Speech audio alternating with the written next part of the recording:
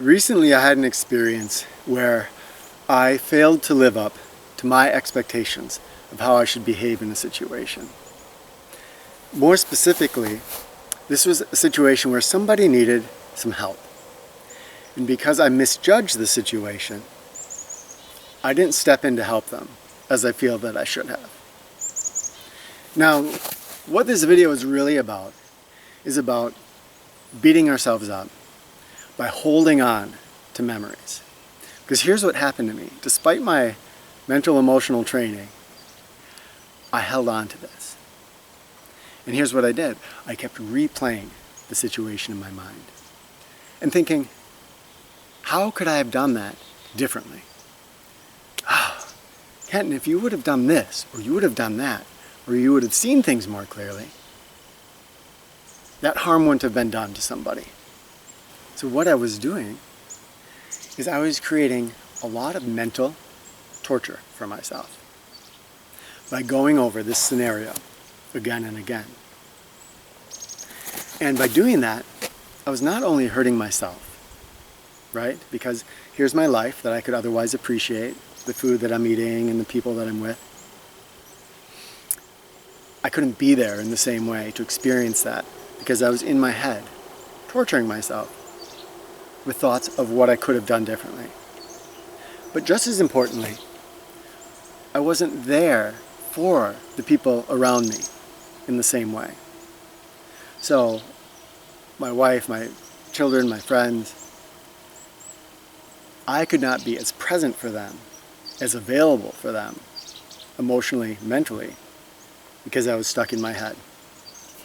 Now, I went over this for about 3 days and was kind of beating myself up over it. And I think that's easy to do, especially when we perceive that somebody else has been harmed by our actions. You know, it's one thing like this where this was not a situation where anybody was really hurt in any significant way at all. But imagine EMTs who a decision they make might cost somebody their life. Imagine soldiers who might be carrying memories of if they just would have done this one thing differently, they could have saved the life of their buddy. And even if it's not a professional thing, a lot of us are carrying memories like this that if we just would have done something differently, a person that we love might still be there in our lives. After 3 days of this, Rebecca, my wife, she came to my rescue. And she reminded me that the mental activity that is in our mind, to keep it alive, we must cultivate it. Now, a lot of times with memories like this, it feels like it's just happening to me, right? So I could feel like, oh, this memory is just popping up again and again, and then I'm punishing myself for it. But the truth is that it was coming up, and then I was telling stories about it. What if? What could have been done differently? What harm is going to come to this person because of what I did? And started making up stories. So the memory would arise, and then on top of it, I would start building layers of worry, concern, frustration, anxiety. When I did that, I strengthened that memory. It becomes stronger and more real. And as I keep building up those stories on top of it, eventually, it may not even be anything like what it was originally. It's become this great big monster that I'm carrying along, and that I rebuild by cultivating it every time it comes up. So Rebecca reminded me that we need to cultivate something. We need to keep feeding it in order to keep it alive. Her suggestion was simple.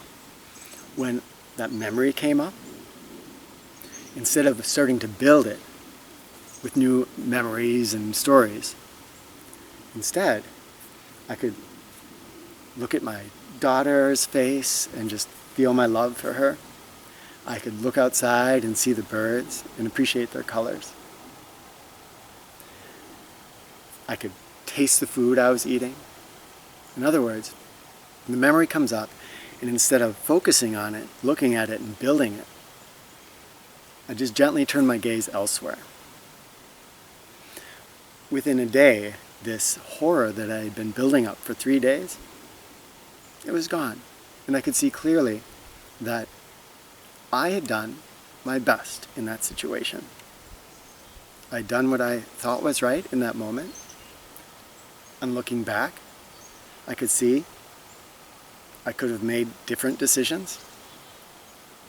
Yes, I could have done better by my standards, but it's what I did, and I did my best, and there it is. And I think in a way, we all do our best. You know, if you have a memory like that of something that you could have done differently, we can hold a compassion for ourselves when we realize that under the current stressors, the current fears we are harboring, our current emotional mental state, in general, we all do our best. Sometimes it doesn't look like it because we're filled with fear, we're filled with worry or stress, and we just mess everything up. But holding on to those things, by cultivating them, by building up more stories about them, by retelling it over and over in our heads, it doesn't do anybody any favors. It hurts ourselves, and it hurts those around us, because we cannot be as available for them. In that way, by holding on to something from the past,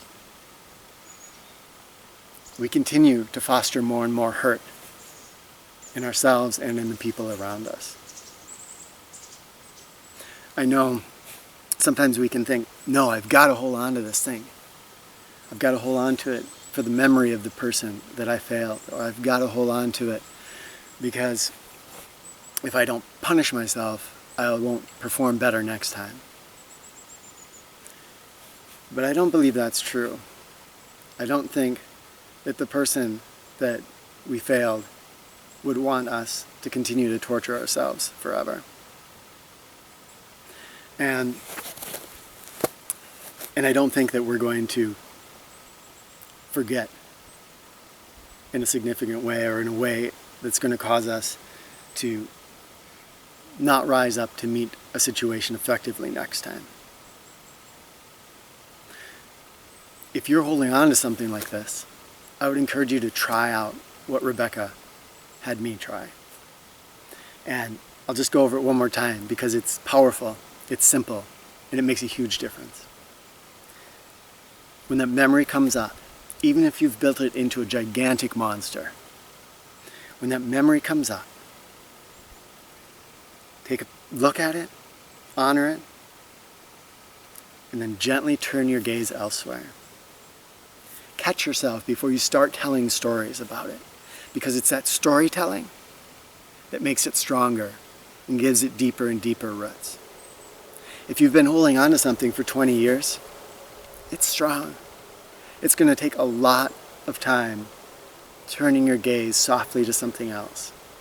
But every time you turn your gaze somewhere else, you're going to take that memory, you're going to make it into less of a monster and bring it back to what it really is, which is that memory back inside your head that doesn't have all these stories told about it. And then, in that way, you're honoring the memory, you're honoring the person or the people that were involved in that memory, and you're rising up to meet the situations around you in a better way, because you can be there emotionally and mentally available for your friends, for your family, for the people that you are associating with. I guess the biggest lesson for me here was that simple thing that Rebecca said, and that's that in every moment, whatever we're holding in our mind, that's an act of cultivation. We are cultivating a mindset. We are cultivating memories. or cultivating whatever activity is going to be going on in our minds.